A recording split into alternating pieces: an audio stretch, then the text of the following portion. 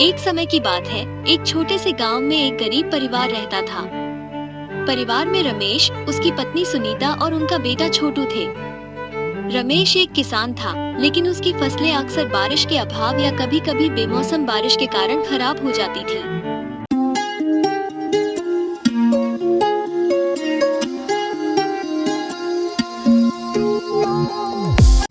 परिवार दिन रात मेहनत करता, फिर भी गुजारा मुश्किल से होता था। एक दिन की बात है, जब रमेश और सुनीता अपने खेत से काम करके लौट रहे थे, उन्होंने देखा कि एक बूढ़ा साधु सड़क के किनारे बैठा है। साधु दिखने में बहुत ही दुर्बल था, जैसे उसने कई दिनों से कुछ खाया ना हो। रमेश और सुनीता के दिल में उस साधु के प्रति दया उत्पन्न हुई। उन्होंने आपस में बात की। सुनीता, ये साधु बहुत भूखा और कमजोर लग रहा है, हमें इसकी मदद करनी चाहिए। हाँ, सही कह रहे हो। भले ही हमारे पास भी ज्यादा कुछ नहीं है, लेकिन जो है वो हमें इसे दे देना चाहिए। शायद इसके आशीर्वाद से हमारी किस्मत बदल जाए। सुनीता ने अपनी झोली में से कुछ रोटियां निकाली और साधु को दी। साधु ने बड़े प्रेम से रोटियां ली और खा ली। उसके चेहरे पर संतोष की झलक आई। उसने रमेश और सुनीता की ओर देखा और मुस्कुराते हुए कहा, तुम लोगों ने जिस प्रेम और दया से मेरी मदद की है, मैं तुम्हारा आभार कैसे व्यक्त करूं? मेरे पास धन या संपत्ति तो नहीं है, लेकिन मैं तुम्हें एक ऐसी चीज दे सकता हूं जो तुम्हारी जिंदगी बदल देगी। नहीं नहीं साधु बाबा, इंसान होने के नाते मेरा तो ये फर्ज था कि मैं आपको मदद करूं। मुझे किसी चीज की आवश्यकता नहीं है। बेटा, मैं कई दिनों से यहाँ हूँ, लेकिन कोई मेरी मदद नहीं की। तुम एक भले आदमी हो। ये पत्थर लो, आज से इस पत्थर के मालिक तुम हो। यह कोई साधारण पत्थर नहीं है, यह एक जादुई पत्थर है। जो भी इस पत्थर को सच्चे दिल से पकड़ेगा और कोई भी मनोकामना करेगा, उसकी मनोकामना पूरी हो जाएगी। लेकिन ध्यान रहे, इस पत्थर का उपयोग लोभ या बुराई के लिए नहीं करना।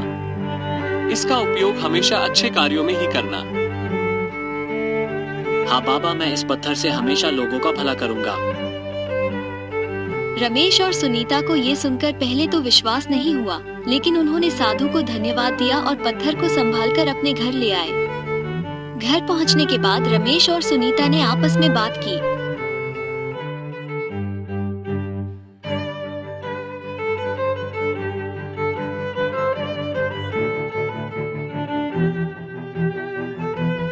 क्या सच में ये पत्थर जादुई है? क्या हमारी परेशानियां वाकई इससे हल हो जाएंगी? पता नहीं, लेकिन हमें इसे आजमाना चाहिए। हमारी सबसे बड़ी समस्या तो आर्थिक है। अगर यह पत्थर सचमुच जादुई है, तो हमें पहले थोड़े पैसे मांगने चाहिए। रमेश ने जादुई पत्थर को हाथ में लिया और आंखें बंद करके प्रार्थना की। हे पत्थर, अगर तुम सच में जादुई हो, तो हमें इतना धन दे दो कि हमारा घर ठीक से चल सके और हमें किसी चीज की कमी ना हो।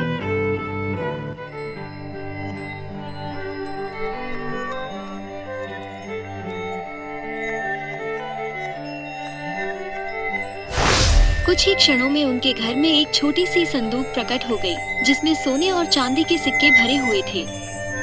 रमेश और सुनीता की खुशी का ठिकाना नहीं रहा। उन्होंने उस धन से अपने घर को ठीक कराया, छोटे मोटे खर्च पूरे किए और गांव के अन्य जरूरतमंदों की भी मदद की। धीरे धीरे गांव के लोगों को रमेश के परिवार की समृद्धि के बारे में पता चलने लगा। एक दिन गांव का एक लालची आदमी, जिसका नाम रघु था, ये जादुई पत्थर तो मेरे पास होना चाहिए। इस गांव में मुझसे अमीर कोई नहीं हो सकता।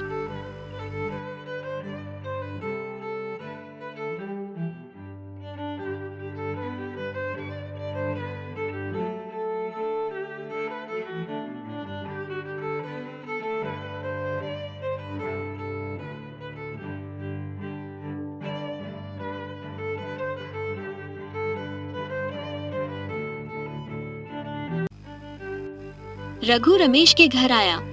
वो देखना चाहता था कि आखिरकार रमेश की गरीबी अचानक कैसे खत्म हो गई।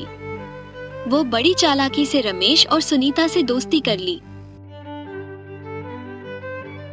एक दिन जब रमेश और सुनीता खेत में काम करने गए थे और छोटू घर में अकेला था, रघु ने चालाकी से जादुई पत्थर चुरा लिया।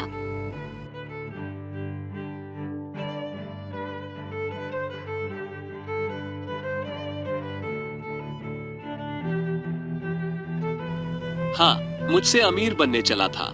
रमेश गरीब था, गरीब है और हमेशा गरीब ही रहेगा। मैंने उसके जादुई पत्थर को चुरा लाया। रघु ने अपने थैले से जादुई पत्थर को निकाला और अपने हाथ में लेकर बोला, हे जादुई पत्थर, मुझे इस दुनिया की सबसे अमीर आदमी बना दो। जादुई पत्थर हवा में उठ उसमें से रोशनी निकल रही था। जादुई पत्थर बोला, हे दुष्ट मानव, तुम में लालच भरी हुई है। तुम इस दुनिया में सबसे लालची प्राणी हो। मैं कभी भी लालची प्राणी की कोई मदद नहीं करता, इसलिए मैं तुम्हारे पास से जा रही हूँ। जाने दो, अगर मैं इस दुनिया के सबसे अमीर आदमी नहीं बन सका तो क्या हुआ? रमेश अब फिर से गरीब हो जाएगा। उसको अमीर बनाने वाला पत्थर अब जा चुका है। ये जादुई पत्थर कहाँ गायब हो गया?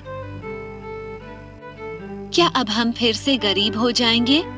वो पत्थर हमारी आखिरी उम्मीद थी। नहीं, हमें हिम्मत नहीं हारनी चाहिए। ये सच है कि पत्थर हमारे पास नहीं है, लेकिन अब हमें अपनी मेहनत पर भरोसा करना होगा। जो हमने पाया था वह हमारी दया और मेहनत का फल था। अगर हमने पहले मेहनत से सब कुछ पाया है तो अब भी पा सकते हैं। रमेश और सुनीता ने फैसला किया कि वे फिर से मेहनत करेंगे और अपनी स्थिति सुधारेंगे। वे खेतों में दिन रात मेहनत करने लगे। धीरे धीरे उनकी फसलें अच्छी होने लगी और वे अपनी मेहनत के बल पर फिर से संपन्न होने लगे। गांव में उनका सम्मान बढ़ गया और लोग उनकी ईमानदारी और मेहनत की प्रशंसा करने लगे। रमेश और सुनीता ने अपनी मेहनत से वो सब कुछ पाया जो उन्होंने खो दिया था। वे समझ गए कि असली खुशी जादू में नहीं, बल्कि अपनी मेहनत और ईमानदारी में है। जादुई पत्थर तो उनके जीवन में एक मोड़ था, लेकिन असली ताकत उनके अंदर की इच्छाशक्ति और परिश्रम में थी।